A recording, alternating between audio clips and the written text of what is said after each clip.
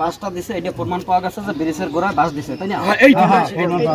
এটাই হলো মদের সাথে আলোচনা করবো, এটা পুরোটাই ভাঙা লাগলো। জ্বালাইতে এই যে ওখানে কোনো রড রড টপ কোনো বাসে দিতে নেই, ওরা যেটা বলে তুই দেখছি এটা অ্যাবসলিউটলি রাইট স্যার আপনার কথা, কিন্তু আমি একটু কথা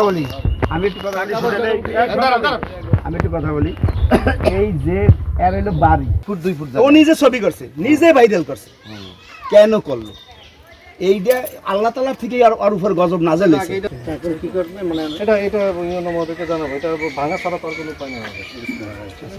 আর যদি পরবর্তীতে প্রমাণ হয় করবে তখন ঠিকভাবে করবে। আবার ওটা সরকারি অর্থের অপচয় বা কিছু হয় না এখন, এটা ঠিক সরকারের কোনো অপচয় হয় না, জনগণের টাকা দিয়ে সব হইলো ফালতু কথা।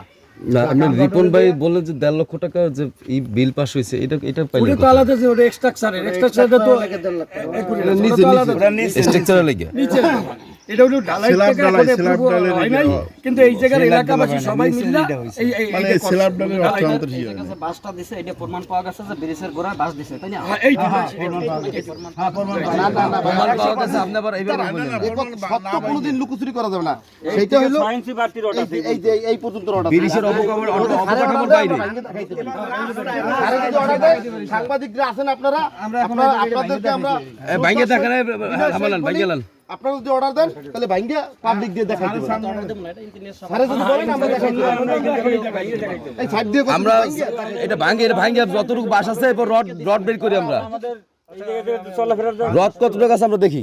এটার অ্যাপ্রুভাল নাই, কিছু নাই, এটা ইউনো মদের সাথে আলোচনা করবো, এটা পুরোটাই ভাঙা লাগলো। ওইটুকু ভেঙে আমি বুঝতে পারবো না, বুঝতে পারছেন? যেহেতু অ্যাপ্রুভাল নাই, আপনি কি করছেন, আমার ডিজাইন স্পেসিফিকেশন নাই, বুঝতে পারছেন? এটা পরবর্তীতে আমাদের এস্টিমেট অনুযায়ী আপনার আলাদাভাবে করতে হবে। স্থানীয় একজন ইউপি সদস্য, উনি তার নিজ উদ্যোগে এবং এলাকাবাসীর সমন্বয়ে এইরকম একটি কাজ করেছেন এবং উনি একটা অংশে এসে উনি বাঁশ দিয়ে ঢালাই দিয়েছেন। যেই বাঁশ দিয়ে স্ল্যাব ঢালাইয়ের ফলে যে স্ট্রাকচারটি তৈরি হয়েছে বা স্ল্যাবটি তৈরি হয়েছে, সেই স্ল্যাবটি আমাদের উপজেলা প্রকৌশলী আজকে সরেজমিন ভিজিট করে দেখে এসেছেন এবং উনি যেটা জানালেন যে স্ট্রাকচারটি যথেষ্ট পরিমাণ স্ট্রং হয়নি।